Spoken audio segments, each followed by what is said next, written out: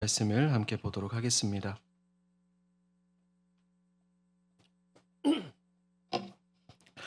열왕기하 19장 14절에서 19절까지 우리 한 절씩 교독합니다.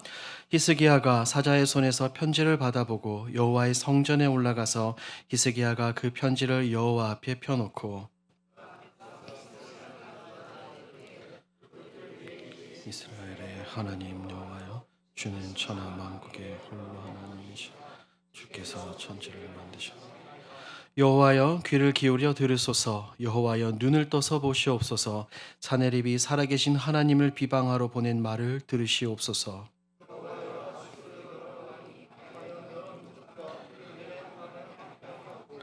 또 그들의 신들을 불에 던져 싸우니 이는 그들의 신이 아니요 사람의 손으로 만든 것 곧 나무와 돌뿐이므로 멸하였나이다. 우리 하나님 여호와여, 원하건대 이제 우리를 그의 손에서 구원하옵소서. 그리하시면 천하 만국이 주 여호와가 홀로 하나님이신 줄 알리. 아멘. 할렐루야. 아멘. 우리 피곤한 금요일 밤에도 찬양과 기도와 말씀을 사모하며 이 자리에 나오신 여러분들을 주님의 이름으로 환영하고 축복합니다. 우리 앞뒤 좌우 한번 인사하겠습니다. 잘 오셨습니다. 그렇습니다. 오늘 말씀이 선포되어질 때 그 선포되어지는 말씀을 여러분들 한 귀로 받고 흘려버리는 것이 아니라 여러분의 마음판에 깊이 새기고 선포되어진 그 말씀을 붙들고 살아가기를 주님의 이름으로 축복합니다. 여러분 혹시 그런 문자나 혹은 그런 메시지 혹은 편지를 받아보신 경험이 있습니까? 어떤 거냐면 딱 받았을 때 마음이 덜컥, 심장이 덜컥 내려앉는 그런 문자 말입니다. 예를 들어서 건강검진을 했는데 병원에서 결과가 왔어요. 그런데 의사 선생님이 잠시 봅시다 이러는 겁니다. 혹은 자녀들에게 연락이 왔는데 엄마 아빠 지금 큰일 났어요 이러는 겁니다. 내용을 확인했는데 그 순간에 어떻죠? 우리의 마음이 무너집니다. 그럴 때 이렇게 생각해요. 이제 어떡하지? 내가 할 수 있는 것은 무엇인가? 내가 이 어려움을 타파하기 위해서 내가 헤쳐나갈 방법과 길이 있는 것인가? 라는 그런 생각들을 합니다. 그래서 겉으로는 아무렇지 않은 척 하지만 마음속에서는 그 문자와 편지, 메시지를 계속해서 곱씹는 겁니다. 그냥 한순간만 곱씹는 것이 아니라 내가 길을 갈 때도 밥을 먹을 때도 심지어는 잠자리에 누워서조차 그것을 계속해서 생각을 한다는 겁니다. 기도하려고 기도의 자리에 와서 예배의 자리에 앉아 있어도 내가 말씀에 하나님의 예배에 집중하지 못하고 내 문제만 계속해서 관심이 가게 된다는 거죠. 여러분들 그런 경험들 있으십니까? 없으십니까?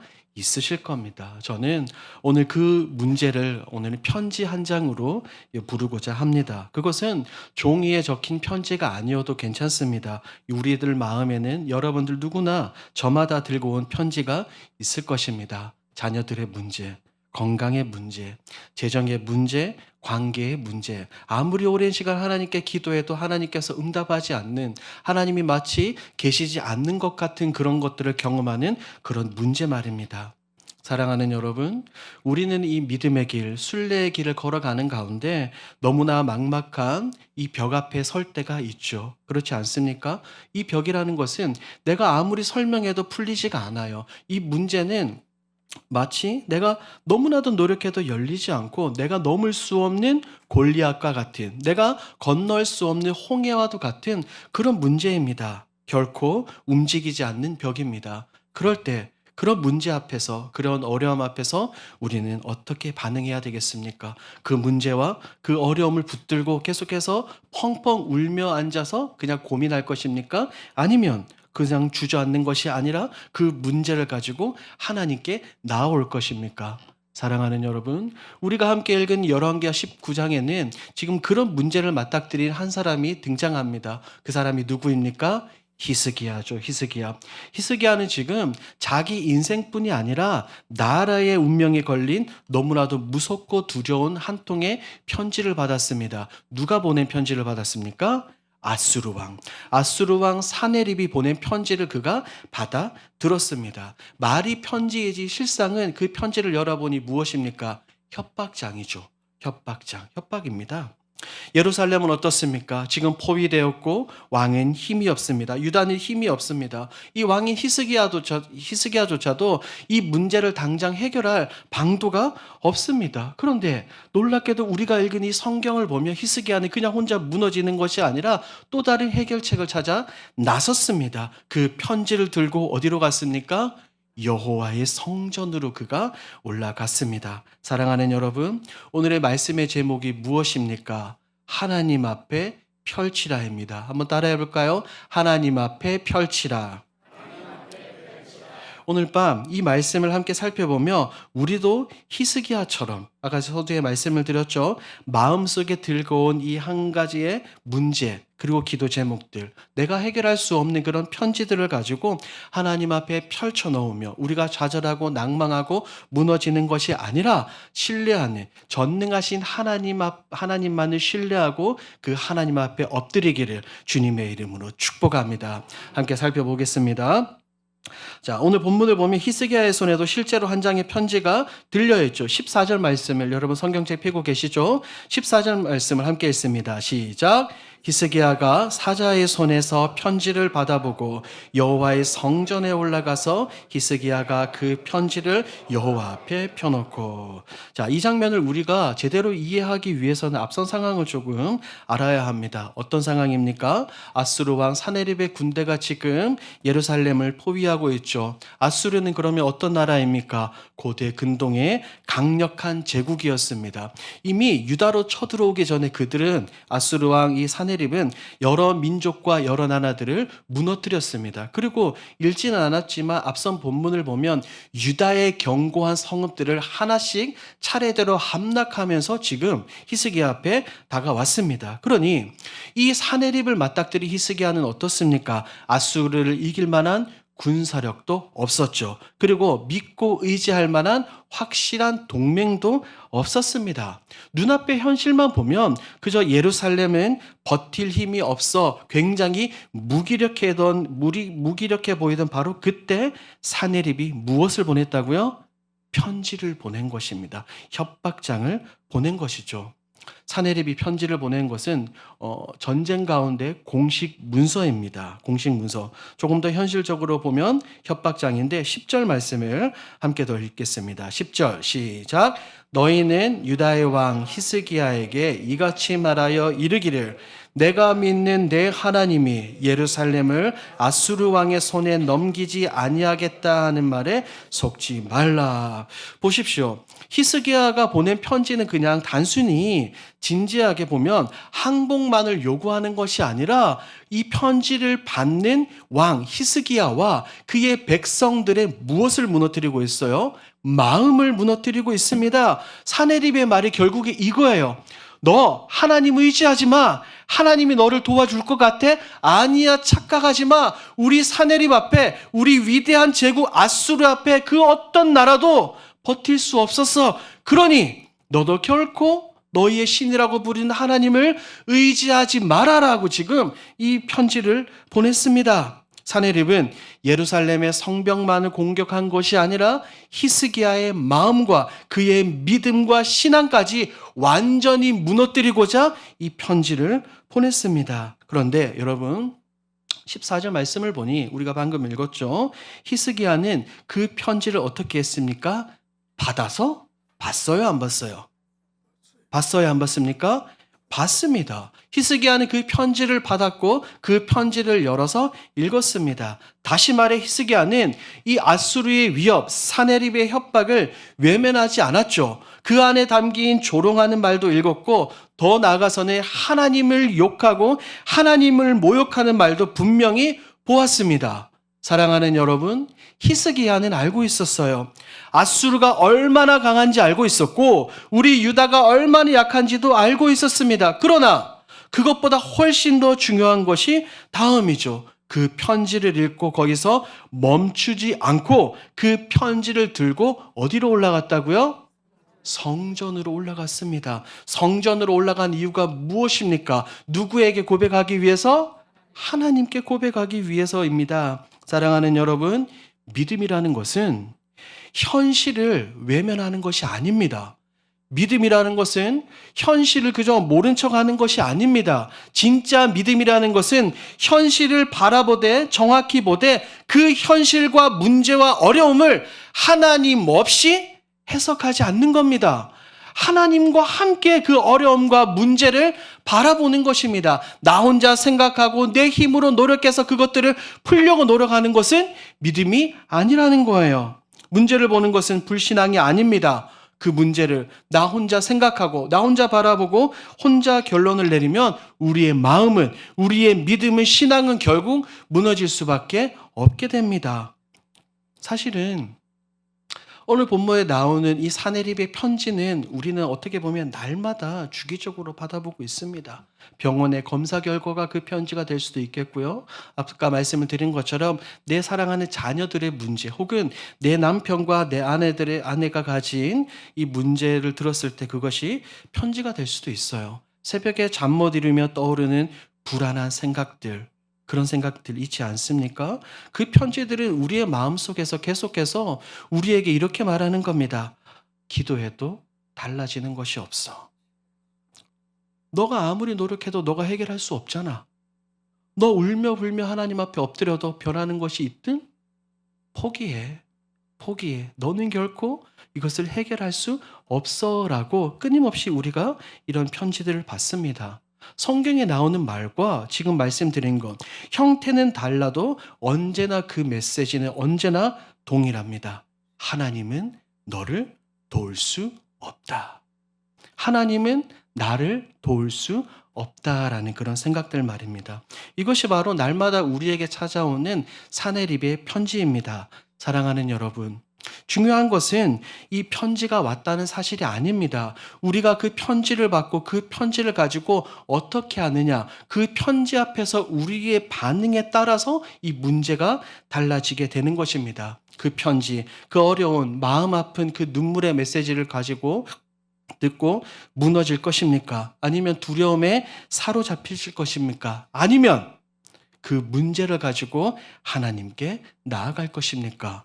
오늘 본문에 나오는 히스기야는 혼자 무너지지 않았습니다. 그 편지, 그 문제를 가지고 성전으로 올라갔습니다. 그래서 14절 중반에 보면 이렇게 기록이 되어 있죠. 여호와의 성전에 올라가서. 이 짧은 문장이 굉장히 중요합니다. 여기서 올라가다라는 이 표현은 말 그대로 위로 향해 올라가다라는 히브리어 단어입니다.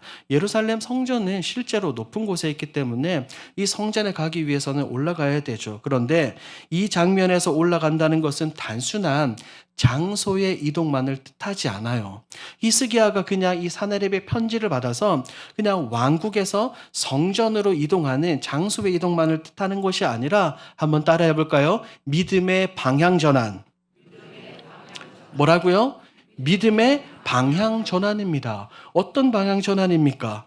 두려움에서 하나님께로, 사내립의 말에서 하나님의 말씀으로, 문제의 자리에서 하나님의 임재의 자리로 이 히스기야가 지금 방향 전환을 하고 있는 것입니다. 사랑하는 여러분, 사실 성경을 제대로 보면 히스기야에는 여러 가지 선택지가 있습니다. 두려움에 사로잡혀서 그가 다른 나라들처럼 뭐 하는 거예요? 항복할 수도 있었죠. 혹은 너무나도 화가 나서 이 분노에 못 참아가지고 무리하게 맞설 수도 있습니다. 또한 셋째로는 주변 나라의 도움을 먼저 찾아다닐 수도 있어요. 왜? 사내립이 고대 근동 당시에 깡패 같은 국가이니까 다른 나라들과 연합해서 이렇게 전쟁을 칠 수도 있습니다. 하지만 히스기야는 그렇게 하지 않았어요. 히스기야의 방법은 그저 이 편지를 들고 성전으로 올라갔습니다. 그 말인즉슨 히스기야가 이 문제와 어려움 앞에서 아무것도 하지 않았다는 그 뜻이 아니라 오히려 그가 가장 먼저 해야 할 일을 했던 것입니다. 자기 손에 있는 편지를 가지고 하나님 앞에 나간 거예요. 문제를 내 안에 가두지 않고 그 문제를 하나님께로, 하나님의 임재로 들어갔습니다. 믿음의 무엇입니까? 방향전환이죠. 여기서 우리는 우리 자신을 보아야 합니다. 우리에게 문제가 생기면, 아픔이 생기고 어려움이 찾아오면 우리는 어떻게 합니까? 그 문제를 가지고 하나님께 먼저 나오지 않습니다. 계산기를 두드려요. 방법을 찾고 사람을 찾고 검색하고 비교하고 어쨌든 걱정하면서 내가 스스로 이 모든 문제를 해결해 보려고 노력을 합니다. 아무리 모든 해결책을 노력을 다 해보다가 지치면 그제야 말씀을 붙들고 엎드리는 그 기도의 자리로 나오는 사람들이 얼마나 많습니까? 하지만 오늘 본문은 우리에게 전혀 다른 순서를 보여주죠. 가장 먼저 뭐 하라고요? 올라가라고요. 가장 먼저 그 문제를 가지고 어디로, 누구에게로 나아가라고요? 하나님께로 나아가라고 성경은 분명하게 말합니다. 이것은 현실의 책임을 회피하라는 말이 아닙니다. 기도는 우리의 삶에 있어서 가장 최우선순위인 줄 믿습니다. 왜 그렇죠? 우리의 문제는 단지 상황의 문제가 아니라 이 모든 것은, 모든 역사를 주관하시는 하나님 앞에서 해석되어야 될 문제인 줄 믿습니다. 히스기야는 성전으로 올라갔습니다. 그렇다면 우리는 오늘 이 시간에 어디로 나아가야 됩니까? 우리는 다른 것이 아니라 예수 그리스도의 보혈의 피를 힘입어 십자가 앞에 담대히 나가야 되는 줄 믿습니다. 그러니 히브리서 기자는 4장 16절에서 이렇게 말하고 있는 겁니다. 그러므로 우리는 긍휼하심을 받고 때를 따라 돕는 은혜를 얻기 위하여 은혜의 보좌 앞에 담대히 나아갈 것이니라. 할렐루야. 예수 그리스도의 보혈의 피로 말미암아 우리가 모든 문제와 아픔과 어려움을 가지고 누구에게 나아갈 수 있는 겁니까? 하나님에게 나아갈 수 있는 겁니다. 이것은 우리의 기도가 훌륭해서가 아닙니다. 우리의 믿음이 흔들리지 않아서가 아니고 우리의 삶이 흠이 없어서도 아닙니다. 우리에게 예수 그리스도라는 중보자가 계시기 때문에 우리가 하나님께 나아갈 수 있는 줄 믿습니다. 예수님이 우리의 길이 되셨죠. 우리의 방법이 되셨기 때문에 우리는 두려운 현실 앞에서도 낭망하지 않고 하나님께 나아갈 수 있는 겁니다. 그러므로 사랑하는 여러분, 오늘 밤 우리가 붙들어야 할 믿음의 방향은 분명합니다. 염려 속으로, 문제 속으로 더 깊이 내려가는 것이 아니라 기도의 자리로 올라가길 주님의 이름으로 축복합니다. 사람의 말에 이끌려가는 것이 아니라, 그것을 사람의 말이 아니라 하나님의 말씀에 이끌려 가시기를 주님의 이름으로 축복합니다. 두려움에 좌절하는 것이 아니라 말씀 붙들고 일어서기를 주님의 이름으로 축복합니다. 문제가 사라진 다음에 기도하는 것이 아닙니다. 마음이 정리가 다 된 다음에 기도하는 것이 아닙니다. 있는 그대로 문제를 가지고 두려운 편지 그대로 하나님께 나아가는 것입니다. 사랑하는 여러분, 오늘 본문을 보면 히스기야는 성전으로 올라갔죠. 하나님 앞에 나아갔습니다. 그리고 하나님 앞에서 했던 결정적인 행동이 하나 있습니다. 14절을 다시 보십시오. 14절 하반부를 보면 이렇게 나와 있죠. 히스기야가 그 편지를 여호와 앞에 뭐하고? 펴놓고. 히스기야가 그 편지를 여호와 앞에 펴놓고. 이 장면이 오늘 본문의 핵심입니다. 히스기야는 지금 그 편지를 감추지 않고 덮어두지도 않았습니다. 누구 앞에 펼쳐놓았습니까? 하나님 앞에. 자기 손에 가지고 있던 두려움을 하나님 앞에, 하나님의 임재 앞에 펼쳐 놓았습니다. 여기에서 펴놓고라는 단어는 히브리어로 재밌습니다. 파라스라는 단어인데 이 뜻이 뭐냐면 상세하게 드러내다라는 뜻입니다. 뭐라고요? 상세하게 드러내다. 그러니 지금 히스기야는 이 사네립의 편지를 가지고 하나님 앞에 뭐 하는 거예요? 상세하게 드러내고 있는 겁니다. 이 파라스라는 단어는 구약 성경 곳곳에 등장하는 단어입니다. 대표적으로 뭐냐면 에스라가 백성들을 위해서 기도할 때 손을 펼친다라는 단어가 나오는데 여기에서도 동일하게 이 단어가 사용이 됩니다. 그리고 이 룻기를 보면 이 보아스와의 만남에서 룻이 이제 옷자락을 펼치거든요. 보아스도 펼치고 거기에서도 동일하게 사용된 단어입니다. 다시 말해 도움을 구하는 모습, 보호와 은혜를 구하는 모습입니다. 히스기야가 하나님 앞에서 그 편지를 뭐 했다고요? 펼쳤습니다.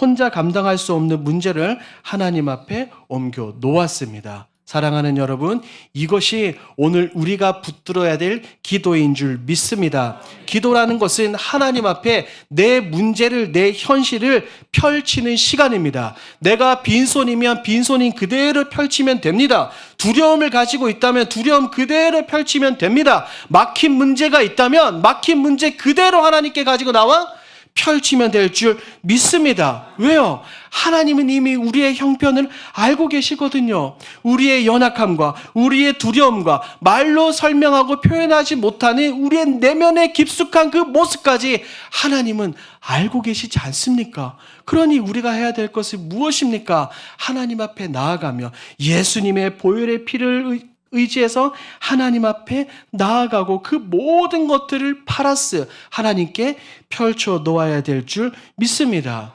사랑하는 여러분, 우리가 읽은 이 15절부터 19절까지를 보면 히스기야의 기도는 복잡하지 않았고 분명했습니다. 오늘 예배가 끝나고 난 뒤 나중에 집으로 돌아가셔서 다시 한번 정독해 보십시오.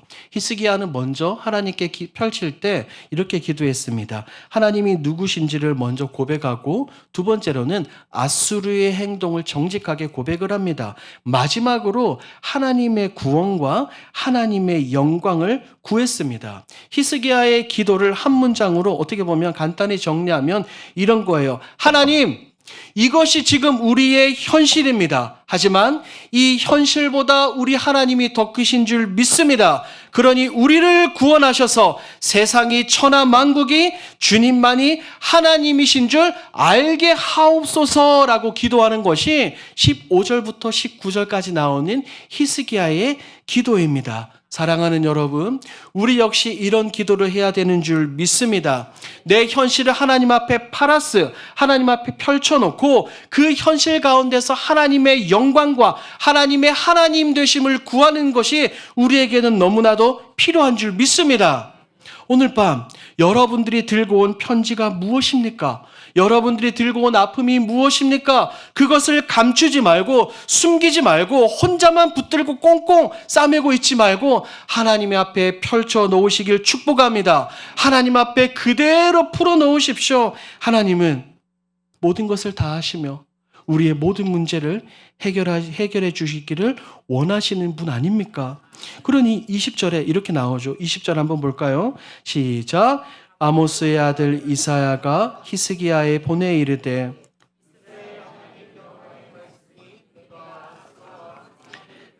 내게 기도하는 것을 내가 들었노라 하셨나이다. 분명히 성경 말하고 있죠. 내가 뭐 했다?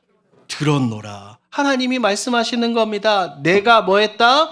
들었노라. 이 표현이 너무나도 중요해요. 왜요? 앞선 16절에서 히스기야의 기도는 어땠습니까? 여호와여 귀를 기울여 들으소서라고 고백을 했는데 20절에서 하나님이 대답하시는 거예요. 뭐라고요? 내가 들었노라. 이 말은 단순히 하나님께 소리가 도착했다는 의미가 아닙니다. 주의 깊게 듣다, 귀를 기울이다, 들은 것에 응답한다라는 의미입니다. 그러니 이겁니다. 너의 기도를 내가 주목했다. 너의 기도가 나에게 도착했으니 내가 반드시 응답해 주겠다. 그러니 두려워하지 말라고 하나님께서 그에게 말씀하시는 줄 믿습니다. 보십시오. 히스기야의 손에 있을 때 사네립의 편지는 무엇이었습니까? 두려움이었고 눈물이었고 아픔이었고 슬픔이었고 절망이었습니다. 그런데 그 편지가 이제 하나님께 올라가니 어떻게 됩니까? 그 모든 문제는 문제가 아니게 되는 겁니다. 왜요? 문제보다 더 크신 하나님이 계시지 않습니까? 그의 마음을 짓누르던 두려움, 나라의 운명을 흔드는 그 위협이 하나님께 가지고 나가니까 아무것도 아닌 게 되는 겁니다. 그 편지는 더 이상 히스기야 혼자 감당해야 될 그 어려움과 문제가 아닙니다. 이제는 누구의 문제가 된 것입니까? 하나님의 문제가 되었죠. 왜 그래요? 성경을 자세히 읽어보면 이 아수르 왕 사네립은 단순히 히스기야만 조롱하고 놀리고 협박했던 것이 아닙니다. 그는 히스기야만 협박했던 것이 아니라 이 살아계신 하나님을 이 우상들과 같은 자리에 놓고 하나님의 이름을 뭐 했습니까? 모욕했습니다. 그러므로 이 싸움은 이 유다와 아수르와의 싸움이 아니라 하나님의 이름이 걸린 영적인 싸움입니다. 그러니 누가 개입하실 수밖에 없어요? 하나님이 개입하실 수밖에 없는 겁니다. 사랑하는 여러분, 기도의 자리에서 이런 일이 일어납니다. 내 손에만 있으면 두려움입니다. 내 마음에만 있으면 염려입니다. 내 생각에만 맴돌면 그것은 절망이 됩니다. 하지만 그것이 하나님 앞에 하나님 앞에 펼쳐놓을 때 그 현실은 기도가 되고 응답이 되는 줄 믿습니다.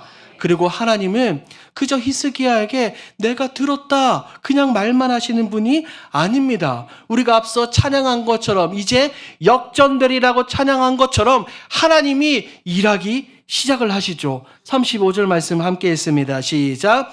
이 밤에 여호와의 사자가 나와서 아수르 진영에서 군사 18만 5천 명을 친지라.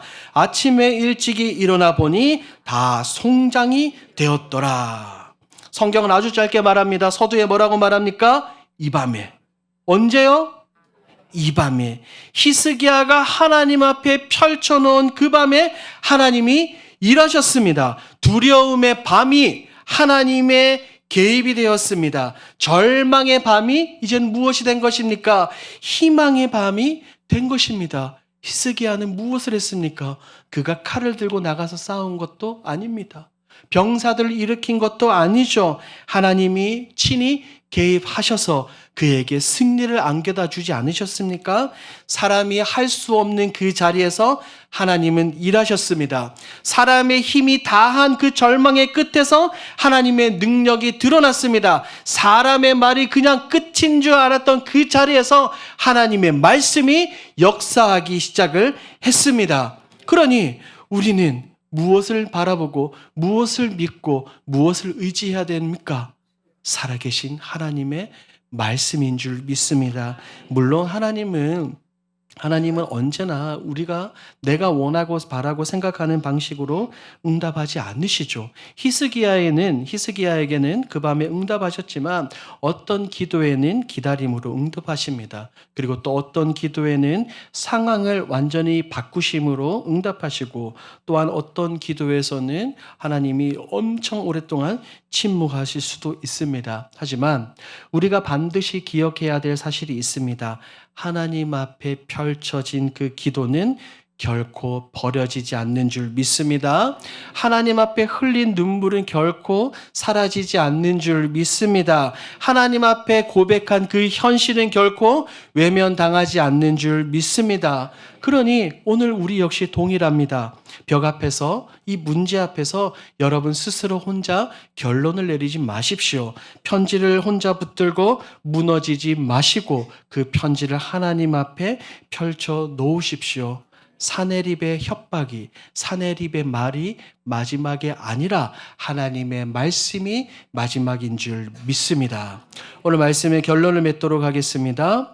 오늘 말씀은 우리에게 분명하게 이야기합니다. 어려움과 벽 앞에서, 홍해와 골리앗 앞에서 혼자 무너지지 말고 두려운 편지를 하나님께 토해놓으라고 분명하게 말합니다. 사랑하는 여러분, 히스기야처럼 하나님 앞에 성전으로 올라가셔서 주님 앞에 펼쳐 놓으십시오. 기도할 때 멋진 말로 포장하려 하지 마시고 있는 그대로 하나님께 토해 놓으십시오. 두려움도, 염려도, 아픔도 펼치십시오. 감당할 수 없는 것처럼 보이는 그 현실도 하나님 앞에 펼쳐 놓을 때 하나님께서 반드시 역사해 줄 줄 믿습니다. 우리의 편지, 우리의 문제, 우리의 상황, 어려움, 눈물, 그 모든 것을 오직 하나님 앞에만 펼쳐 놓으시는 저와 여러분들이 되길 우리 주님의 이름으로 축복합니다. 아멘. 기도하겠습니다.